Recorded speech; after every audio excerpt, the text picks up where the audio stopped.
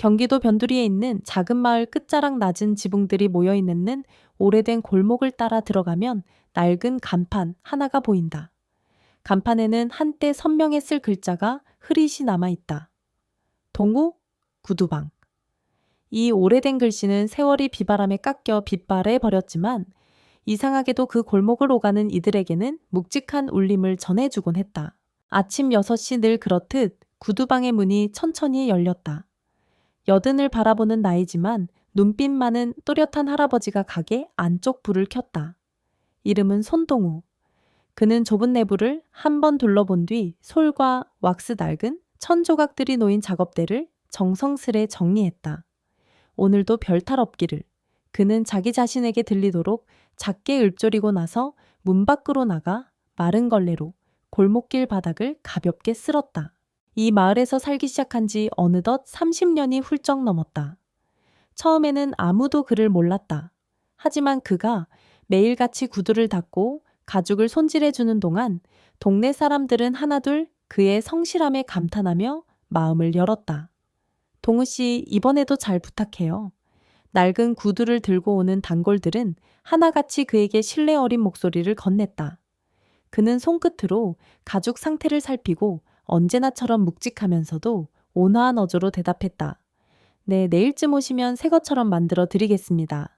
그것은 결코 과장이 아니었다. 먼지 자욱한 구두나 군화도 그의 작업대를 거치면 윤이 나는 모습으로 다시 태어났다. 사람들은 우리 마을에는 구두 하나 때문에 도시까지 나갈 필요가 없다 고들 했다. 성실하고 조용한 장인이 골목 끝에 있으니 말이다. 그런데도 손동우는 결코 자만하지 않았다. 그는 늘 마치 속죄하는 마음으로 구두를 닦았고 마지막으로 광을 내는 순간마다 가만히 한숨을 내쉬곤 했다.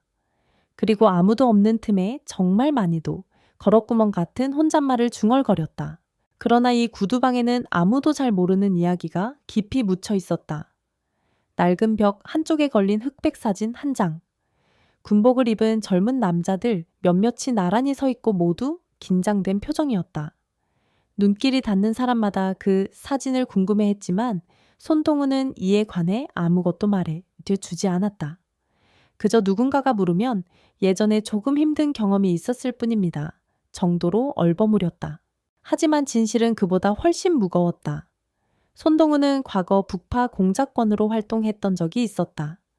그 시절 이름도 얼굴도 밝히지 못한 채 위험천만한 임무들을 수행했다. 죽음과 삶의 경계가 늘 붙어 다녔고 함께하던 전우들 중 절반 이상은 살아 돌아오지 못했다.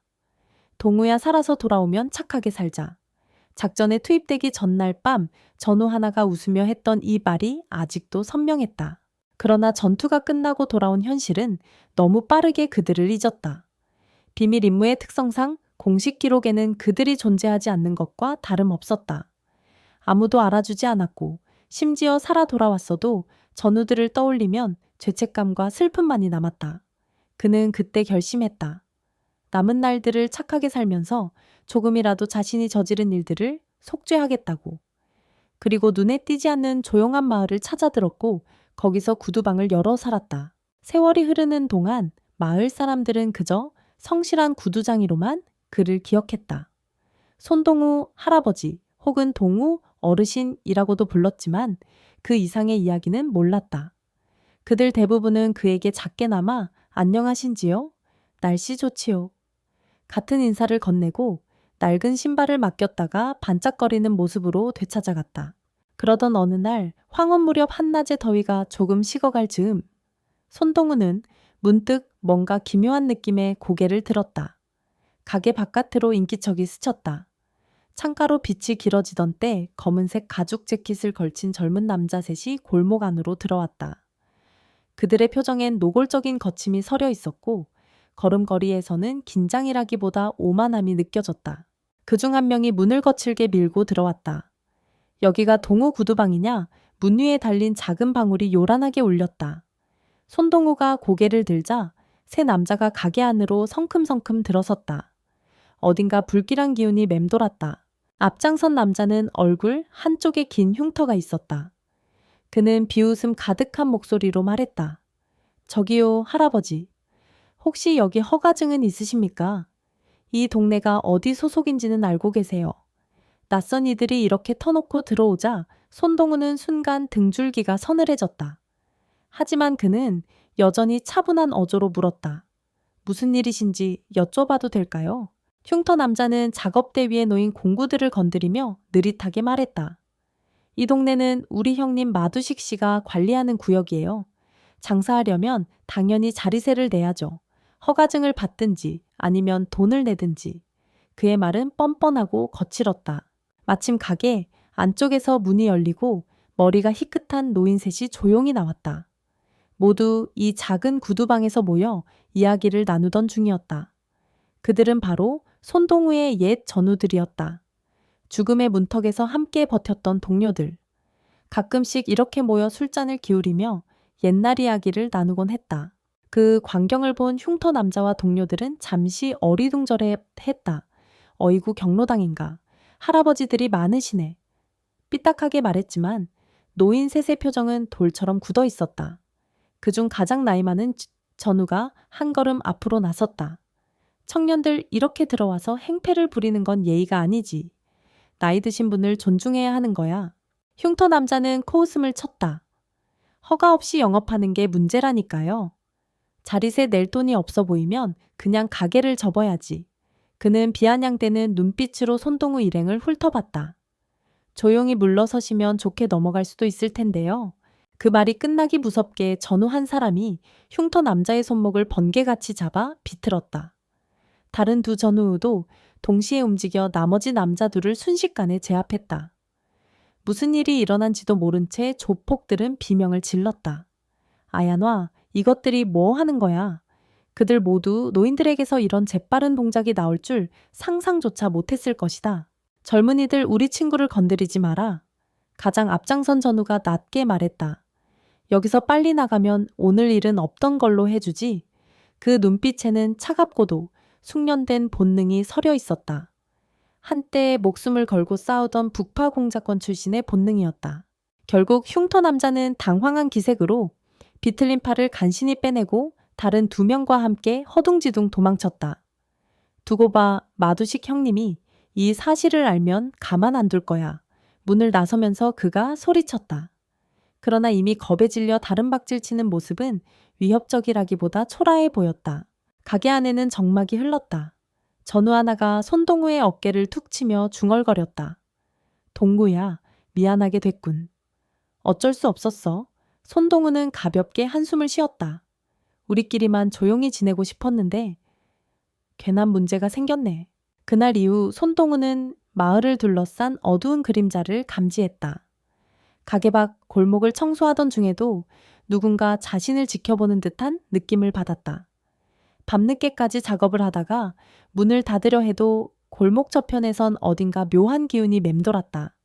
그는 이미 오래전 예민해진 감각으로 다시 한번 이곳이 안전하지 않다는 걸 본능적으로 알 수 있었다. 다음날 아침 평소보다 일찍 가게 문을 열었다. 밤새 잠을 이루지 못한 탓에 얼굴은 조금 지쳤지만 마음만은 결심을 세워둔 상태였다. 이번에 또 누가 오더라도 적당히 굴복하는 건 그만하자. 더 이상 피하지 않겠다. 그는 무겁게 마음먹었다. 아니나 다를까. 전고 무렵 검은색 고급 승용차 한 대가 골목으로 들어섰다. 문이 열리자 정장을 입은 중년 남자가 내렸다. 50대 중반으로 보이는 그는 우악스럽기보다는 차분하게 눈동자를 번뜩였다. 그러나 그를 둘러싼 분위기는 위험함이 분명 느껴졌다. 뒤따라 내린 부하 셋은 어제 본 젊은이들과는 다른 더 조직적인 느낌을 풍겼다. 그들이 구두방 문을 열었을 때 작은 방울소리가 경고음처럼 울렸다. 손동우가 작업대에서 일어나 천천히 고개를 들었다. 어제 우리 애들이 와서 말썽을 좀 부렸다고 들었습니다. 남자의 목소리는 부드러웠지만 속엔 날이 서 있었다. 무례했다면 사과하지요. 그런데 혹시 우리 쪽에 자릿세를 낼 마음은 없나요? 손동우는 그 남자가 바로 마두식임을 직감했다. 소문으로만 들리던 그 조폭들의 우두머리. 별다른 일은 없었습니다. 손동우는 낮고 단호하게 대답했다. 그러나 목소리에 떨림은 없었고 등줄기는 팽팽하게 긴장되어 있었다. 마두식은 실내를 둘러보며 천천히 걸었다. 벽에 걸린 낡은 사진에도 잠시 시선을 두었다. 그리고 작업대로 다가가더니 일부러 도구들을 발로 밀쳐버렸다. 왁스통 몇 개가 바닥에 떨어져 깨졌다. 끈적한 액체가 퍼지고 솔이 이리저리 구르며 얼룩을 만들었다. 이 동네가 내 구역이라는 사실 몰랐습니까? 허락 없이 장사하기 쉽지 않을 텐데. 마두식은 비아냥 섞인 웃음을 지었다. 손동우는 묵묵히 바닥에 흩어진 도구들을 주워 담았다. 한순간 참아야 한다는 생각이 들었다. 싸울 결심은 했지만 아직 서두르면 안 된다고 판단했다. 그러나 마두식은 더 대놓고 모욕하려는 듯 주워 담는 손동우를 발끝으로 밀치듯 찼다. 그렇게 세게 찬 것은 아니었지만 명백한 멸시의 행동이었다. 어르신 대답 좀 하시죠. 내가 누군지 아십니까? 그 순간 손동우는 스스로를 억누르고 있던 감정이 서서히 표면으로 떠오르는 걸 느꼈다. 착하게 살겠다고 했지. 그런데 여기서 계속 모욕만 당할 순 없잖아. 이 생각과 함께 오랜 군 시절의 기억이 되살아났다. 그는 겨우 소흡을 고르며 낮게 말했다. 오늘은 그냥 돌아가시지요. 더 심한 일은 피하시는 게 좋습니다. 마두식은 예상치 못했던 태도인지 순간 눈썹을 찌푸렸다.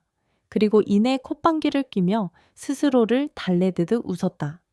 내일까지 자릿세 준비해 두세요. 당신도 알겠지만 내가 이렇게 한 번 예고해 주는 건 드문 일이죠. 내일은 더 많은 사람이 함께 올 겁니다. 그런 말을 남긴 뒤 그는 부하들과 함께 느긋한 걸음으로 가게를 나섰다. 검은 승용차가 골목을 벗어나는 모습이 멀어질 때까지 손동우는 말없이 서 있었다. 가게 안은 엉망진창이었다. 바닥에 떨어진 왁스가 먼저 시커먼 자국을 남겼고 작업대 위의 도구들은 여기저기 흩어져 있었다. 하지만 손동우의 표정은 무너진 것 같지 않았다. 오히려 결의가 굳어지는 듯 보였다. 결국 올 게 왔구먼. 그날 저녁부터 마을 전체에는 묘한 소문이 돌기 시작했다. 어제부터 이 구두방에 조폭이 들락거렸다는 얘기, 그 구두방 주인이 사실은 보통인이 아니라는 얘기 등등. 무엇이 맞는지는 몰라도 사람들은 불안하게 서로의 눈치를 살폈다. 괜히 엮였다가 봉변당할지 몰라 해서 구두방 손님들의 발걸음이 뚝 끊겼다. 밤이 깊어가자 손동우는 구두방 안쪽 작은 방으로 들어갔다.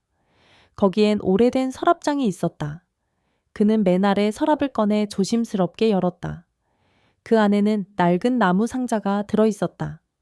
상자를 열자 군번줄 하나와 작게 접힌 사진 한 장이 보였다. 이미 한 번 지옥을 봤지. 이제 또 무슨 지옥이 온데도 겁먹지 않겠다. 그는 군번줄을 손에 쥐고 사진을 꺼내었다. 사진 속에는 젊은 시절의 손동우가 전우들과 함께 찍은 모습이 있었다. 대부분은 이미 세상을 떠난 이들이었다. 작전에 실패했던 날 반은 살아 돌아오지 못했고 살아남은 이들도 각자 다른 삶으로 흩어져 사라졌다. 그는 그날의 맹세를 잊지 않았다. 동무야 살아서 돌아오면 착하게 살자. 그러나 착하게 산다는 것은 모욕이나 위협 앞에서 무조건 고개 숙이는 일만은 아니었다. 그날 밤 그는 초조하게 뜬 눈으로 새벽을 맞이했다. 언젠가 그가 배웠던 교훈은 분명했다. 싸워야 할 때 제대로 싸워라. 누군가를 지키기 위해서이든 아니면 자신의 삶을 보전하기 위해서이든 결국 비겁하게 도망치기만 해서는 아무것도 지켜낼 수 없었다. 지금 이 마을에서 그가 지키고 싶은 것은 평화였다. 동네 사람들이 두려움에 떨지 않고 다시금 언제나처럼 구두를 맡기러 오고 서로 안부를 물을 수 있는 곳. 그리고 그가 평생을 걸어 속죄해온 그 조용한 일상. 새벽에 그는 일어나 가게를 깨끗이 닦았다. 마치 중요한 손님을 맞이하기라도 하듯 먼지를 털고 엉망이 된 작업대를 다시 정돈했다. 하루 만에 이렇게 깔끔히 만들었다고 또 허물어뜨리면 그건 그들 선택이겠지. 중얼거린 뒤 낡은 의자 위에 앉아 밖을 바라보았다. 그가 준비해야 할 건 이미 마음속에 있었다. 아침 해가 비칠 무렵 마을은 평소보다 한층 더 썰렁했다. 이미 소문은 났는지 구두방 근처로는 사람들이 잘 지나가지 않았다. 혹시라도 갈등에 휘말리기 싫었을 것이다. 그러나 손동우는 평소처럼 6시 정각에 문을 열었다. 구두를 닦지 않고 대신 창가에 앉아 차분히 바깥을 내다보았다. 전고가 가까울 즈음 멀리서 자동차 엔진 소리가 들렸다. 소리는 서서히 다가왔고 결국 검은 승용차 3대가 구두방 앞에 차례로 멈춰섰다. 문이 열리며 마두식을 포함해 10명 넘는 인원이 차에서 내렸다. 이번에는 대놓고 부하들을 잔뜩 데려온 모양새였다. 골목 멀리에서 몇몇 마을 사람이 이 광경을 지켜보고 있었다. 그들은 전날과 달리 대거 몰려오는 조폭들을 보고 잔뜩 긴장한 모습이었다. 어떻게 되는 걸까? 저 할아버지 혼자서 감당이 될까? 작은 웅성거림이 있었지만 아무도 가까이 다가오지 못했다. 마두식이 앞장서서 걸어 나오며 여유롭게 물었다. 자리세 준비는 됐소. 그의 목소리에는 비웃음이 섞여 있었다. 다수 인원이 압도적으로 몰려온 상황에서 상대는 노인 하나뿐이니 두려워할 게 없다고 생각하는 듯했다. 손동우는 문 옆에 걸어두었던 낡은 외투를 꺼내 걸치고 천천히 밖으로 나왔다. 조용히 이 마을에서 나가주십시오. 여긴 당신들이 상관할 곳이 아닙니다. 그는 낮은 목소리로 말했지만 그 한마디 한마디에 묘한 무게가 실려 있었다. 시간이 멈춘 듯한 공기가 흐르고 마두식과 부하들은 잠시 얼어붙은 듯한 표정을 지었다. 곧 마두식이 비웃으며 부하들에게 손짓했다. 이 늙은이가 오늘 좀 강경 모드네. 두어 명 나가서 제압해라. 부하 2명이 앞장서서 성큼성큼 다가왔다. 그들은 주저함이 없었다. 늙은 구두장이 하나쯤이야 식은 죽 먹기지 라는 표정이었다. 하지만 그들이 손동우 곁에 이르는 순간 믿기 힘든 일이 벌어졌다. 손동우의 몸이 번개같이 움직였다. 오른손으로 앞사람의 손목을 비틀어 꺾고 왼발로 무릎을 강타에 쓰러뜨렸다. 그 사람이 비명을 지르며 넘어지기도 전에 그는 이미 다른 한 명 쪽으로 몸을 돌려 허리를 가격했다. 최소한의 동작으로 치명적인 타격을 가하는 모습은 거의 무용수처럼 유연하면서도 군인처럼 냉혹했다. 마두식의 부하들이 일제히 달려들었지만 손동우는 마치 물 흐르듯 움직이며 날렵하게 대응했다. 화려한 기술이 아니라 한때 혹독하게 단련된 살아남기 위한 기술이었다. 그는 상대의 빈틈을 정확히 파고들어 불필요한 힘 낭비 없이 격투를 이어갔다. 잔뜩 몰려온 부하들 중 절반 이상이 순식간에 쓰러졌다. 마두식의 얼굴에는 당혹감이 짙게 서렸다. 이게 무슨... 그는 남은 부하들에게 재빨리 손짓했지만 이미 겁에 질린 그들은 달려들 엄두를 내지 못했다.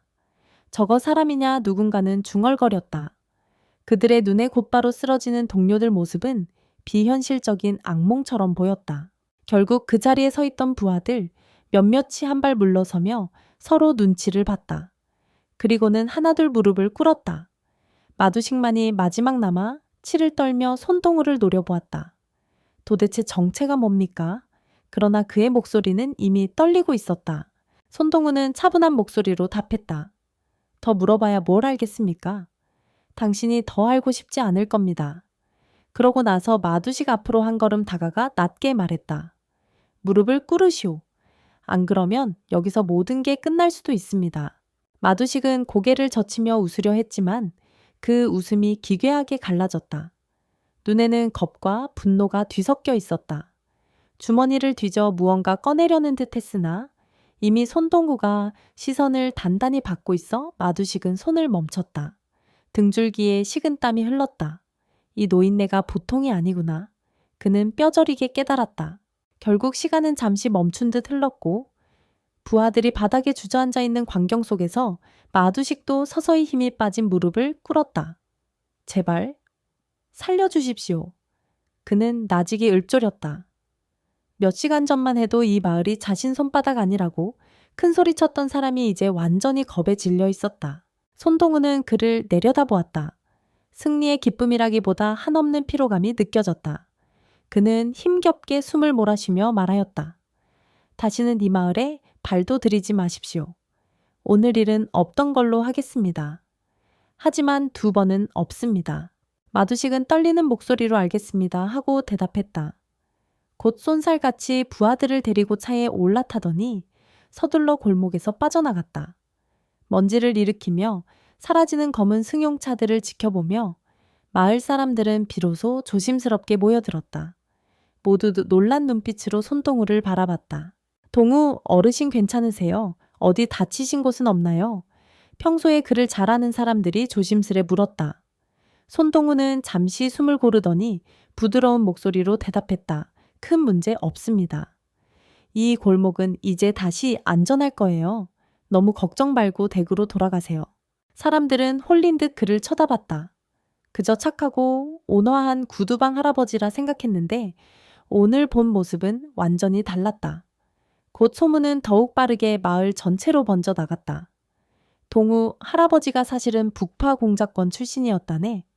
조폭 10명도 넘는 무리를 혼자 제압했대 모두들 믿기 어렵다는 듯 이야기했지만 목격자들은 고개를 끄덕였다. 며칠 후 구두방에는 호기심 반 경외심 반으로 찾아오는 사람들이 많아졌다.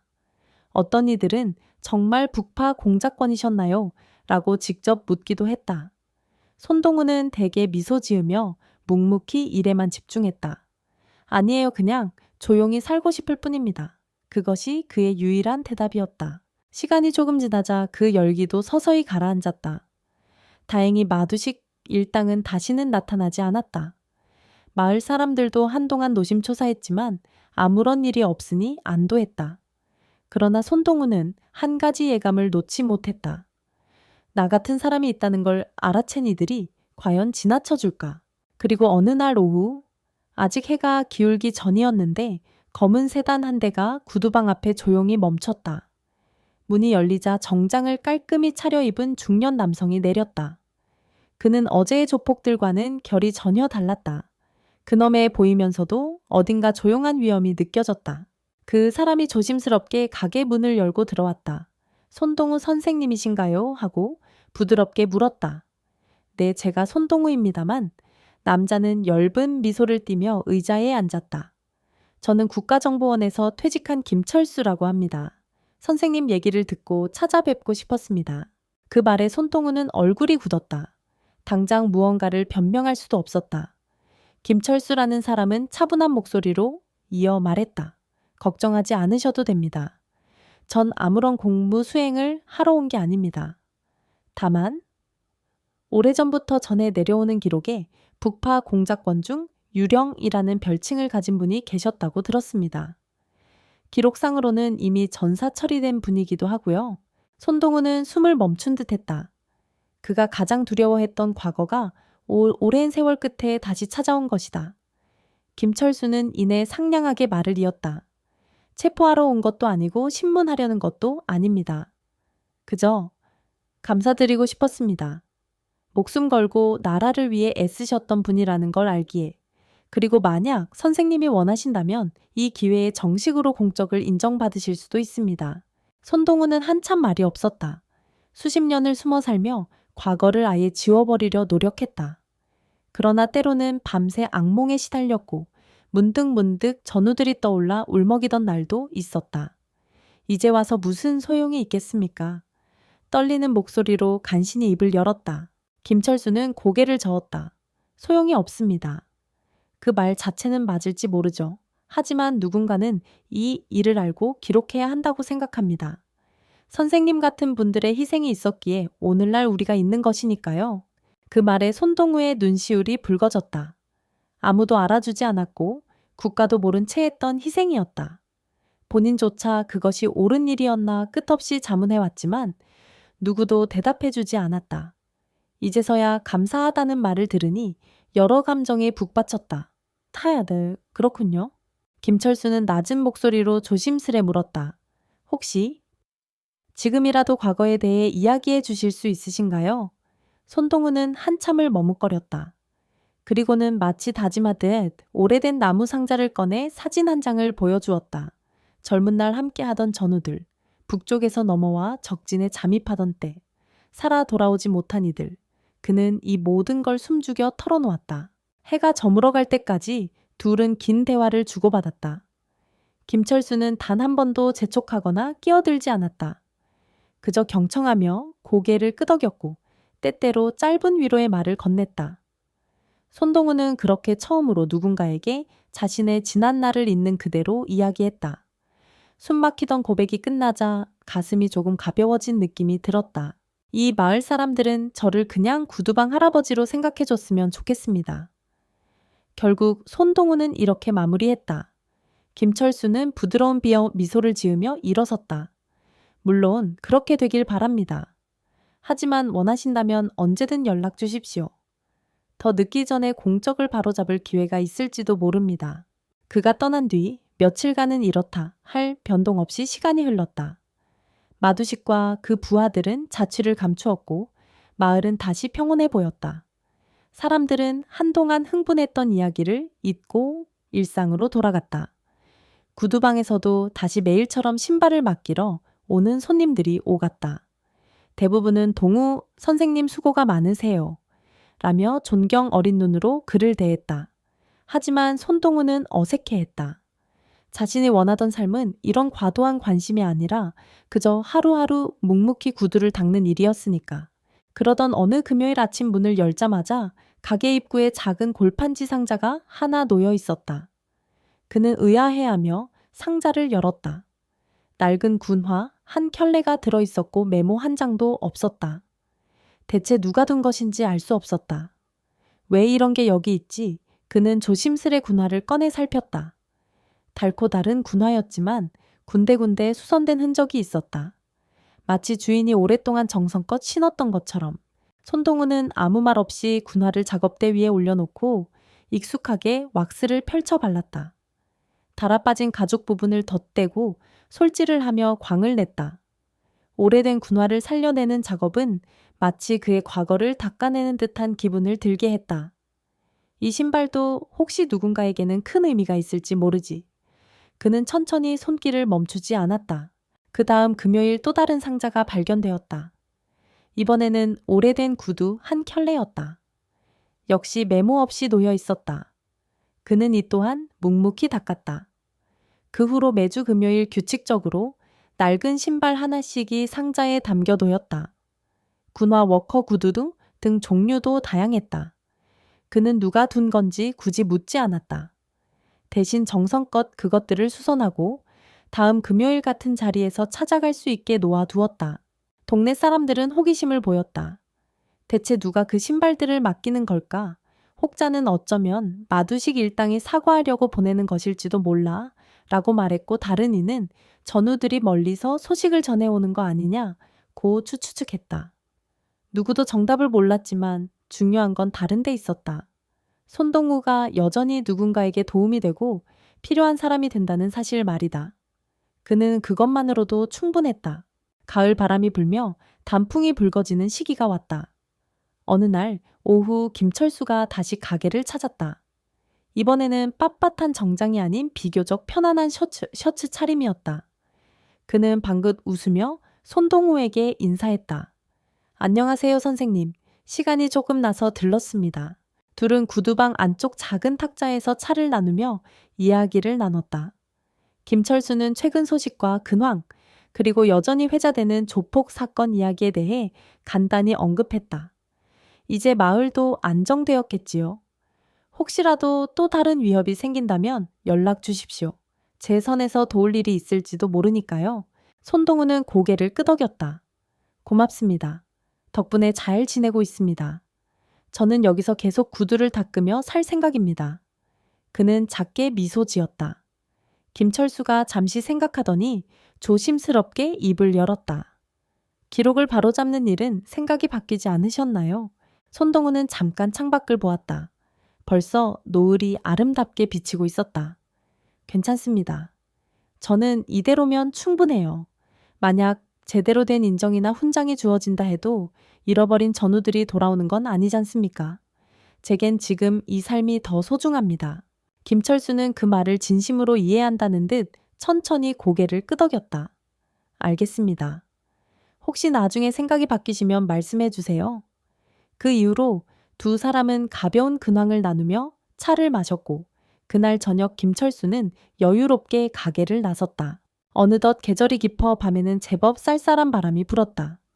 손동우는 문을 닫고 혼자 작업대에 앉아 낡은 구두를 닦으며 생각에 잠겼다. 착하게 살자고 했는데 결국 내 방식대로 살아왔지. 그는 아무도 들을 수 없는 낮은 목소리로 중얼거렸다. 그의 삶은 결코 평탄하지 않았고 죄책감과 그리움이 쉼없이 밀려왔다. 한편 일상을 지키려면 또다시 싸워야 할 때가 있을 것이다. 하지만 그는 더 이상 두려워하지 않았다. 싸워야 할 때 정확히 싸우되 그 이면에서 여전히 사람들을 위해 구두를 닦아주는 삶. 그것이 바로 그가 생각한 착하게 사는 길일지도 몰랐다. 몇 주가 지나 어느 비 내리는 밤이었다. 구두방에 혼자 남아 여느 때처럼 불을 끄지 않고 작업을 이어가던 그는 문득 창문을 통해 밖을 내다봤다. 거리에는 촉촉이 비가 내리고 가로등 불빛이 어슴푸레하게 골목을 물들이고 있었다. 바람이 약간 차가웠지만 오히려 마음 한구석은 편안했다. 이 비가 그동안의 먼지를 씻어주겠지. 손동우는 그렇게 혼잣말한 뒤 작업대를 정리하기 시작했다. 사진 속 전우들의 모습이 머릿속을 스쳤다. 다들 잘 지냈으면 좋겠는데 이미 떠난 사람도 있으니 섭섭함이 몰려왔지만 동시에 자신이 여기 남아 살아가는 이유를 다시 떠올렸다. 과거를 지워버리는 대신 그 속죄를 평생 이어가면서도 여유를 지키는 것. 그래, 이것도 나름대로 괜찮은 삶이겠지. 그 밤을 지나고 다음날 다시 아침 6시가 되자 구두방 문은 어김없이 열렸다. 이제 이 마을에서 손동우의 존재는 단순한 구두장이를 넘어선 무언가가 되어 있었다. 이웃들은 그를 존중하면서도 여전히 동우 어르신이라고 편안히 불렀다. 그는 그 호칭이 좋았다. 사람들의 마음에 든든한 버팀목이자 한편으로는 아침마다 깨끗이 쓸고 닦는 성실한 구두방 주인이니까. 어떤 이들은 말하곤 한다. 아직도 마두식이란 사람이 다시 나타날까봐 걱정이죠. 동우 어르신이 계시니 괜찮을 거예요. 또 어떤 이들은 들리는 말에 따르면 국가정보원 쪽에서 그분을 조사한다던데 라고 수군대기도 했다. 하지만 그런 말들도 오래 지속되진 않았다. 시간은 흐르고 일상은 되돌아왔다. 그리고 시간이 더 흐르자 누구도 더는 구두방 할아버지의 비밀에 대해 깊이 파고들지 않았다. 마을이라는 곳이 언제나 그렇듯 사건은 잊히고 새로운 소소한 일들이 주목받게 마련이었다. 언젠가 어느 날 또 다른 작은 사건이 생기면 마을 사람들은 그 일을 떠올릴 터였다. 아, 예전에 우리 동네 구두방에서 한바탕 난리가 났던 적도 있었지. 그 정도로 남을지 모른다. 그러나 누군가는 알 것이다. 그 순간 골목을 지켜낸 노인의 진짜 모습과 결의를, 북에서 수많은 인물을 겪고 전우들의 죽음을 겪으면서도 살아남은 무거운 운명, 그리고 또 한 번 착하게 살겠다는 다짐을 지키기 위해 목숨 걸고 싸웠다는 사실을. 그러나 그는 결코 이 사실을 대대적으로 드러내지 않았다. 오히려 그것이 그의 진정한 착함이었다. 가을이 지나 겨울이 왔다. 눈이 내리거나 바람이 매섭게 몰아칠 때도 구두방의 문은 매일 아침 6시에 열렸다. 혹한으로 사람이 거의 다니지 않는 날에도 그는 말없이 작업대에 앉았다. 그리고 맡겨진 신발들을 꼼꼼히 닦고 수선했다. 가끔씩 금요일마다 배달되는 의문의 낡은 신발도 언제나처럼 새 생명을 얻었고 그 주인이 누군진 몰라도 필요한 사람이 찾아가 가져갔다. 많은 날이 지나 새봄이 찾아올 때쯤 김철수는 마지막으로 한 번 더 구두방을 찾았다. 밝은 하늘색 셔워츠 차림에 한 손에는 작은 종이봉투를 들고 있었다. 선생님, 봄이 되니 이제 날씨가 많이 풀렸네요. 그는 들어서자마자 환한 얼굴로 인사했다. 손동우는 부드러운 미소로 그를 맞았다. 그러게요. 겨우내 추웠는데 이제야 좀 살만해졌습니다. 두 사람은 다시금 탁자에 앉아 짧은 대화를 나눴다. 김철수는 종이봉투를 건네며 말했다. 혹시 읽어보실래요? 북파 공작권 생존자들의 모임에서 보낸 작은 편지입니다. 이분들도 선생님 이야기를 듣고 감사하다는 마음을 전하고 싶어 하셨습니다. 손동우는 조용히 봉투를 열어 편지를 읽었다. 몇 문장 되지 않았지만 함께 살아남은 전우가 아직 있다니 기쁘다. 언제라도 함께 만나고 싶다 같은 내용이 적혀 있었다. 그는 편지를 접으며 눈길을 내리깔았다. 제가 그분들을 만나면 또다시 옛날이 떠오를까 두렵기도 하네요. 그래도 마음은 고맙습니다. 김철수는 고개를 끄덕였다. 모든 선택은 선생님 자유입니다. 다만 누군가는 선생님께 힘이 되고 싶어 할 테지요. 언제든 원하시면 말씀해 주세요. 그날 이후 그들은 또다시 각자의 길을 걸었다. 김철수는 수도권에서 개인 사업을 시작했고 손동우는 한결같이 구두방을 지켰다. 시간이 흘러도 마을에는 그가 있었다. 그는 꾸준히 구두를 닦고 낡은 신발에 새 생명을 불어넣었다. 사람들은 여전히 동우, 어르신 덕분에 구두 걱정은 없다고 했다. 어떤 밤에는 그가 서랍장에서 다시 군번줄을 꺼내 쓸쓸히 바라보곤 했다. 목숨이 아슬아슬했던 임무의 기억 숨돌릴, 틈 없던 북에서의 작전, 그리고 살아 돌아왔지만 떠나보내야 했던 전우들, 그 모든 것이 사라지진 않았다. 그렇지만 지금 그는 진심으로 자신이 지키고자 했던 착함을 이어가고 있었다. 괜찮은 일이라고 여기고 있었다. 그래서 결국은 또 어느새 찾아온 어둠 속에서 그는 낡은 구두를 들고 천천히 왁스를 발랐다. 신발은 사람을 말해주지. 부드러운 중얼거림에 거짓은 없었다. 구두에 묻은 먼지를 닦아 내드내듯 사람도 삶에 묻은 얼룩을 조금씩 털어낼 수 있다는 믿음. 그것이 아마 그가 지켜온 삶의 방식이었다. 누군가는 전설의 공작권이라고 불렀고 또 누군가는 조용한 구두장이 할아버지라고 불렀으나 그는 그 모든 것을 담담히 받아들였다. 어느 별이 총총 빛나는 밤 작업을 마친 뒤 가게불을 끄고 밖으로 나오니 골목 끝자락이 고즈넉했다. 싸늘한 공기가 뺨을 스치지만 마음 한켠은 묘하게 따뜻함했다.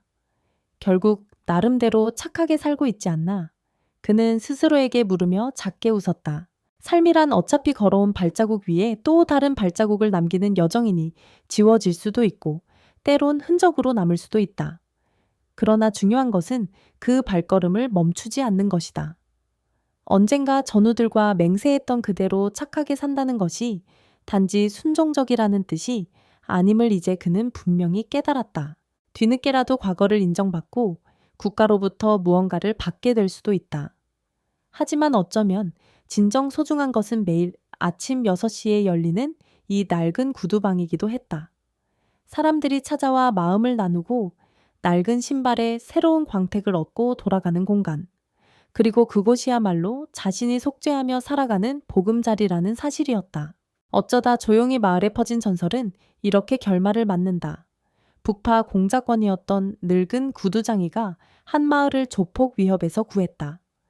그러나 정작 본인은 그런 영웅담을 바라지 않았다.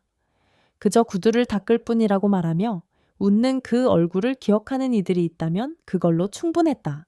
해가 지고 어둠이 찾아온 골목에서 문득 한 줄기 달빛이 간판 위에 비쳤다. 동우, 구두방.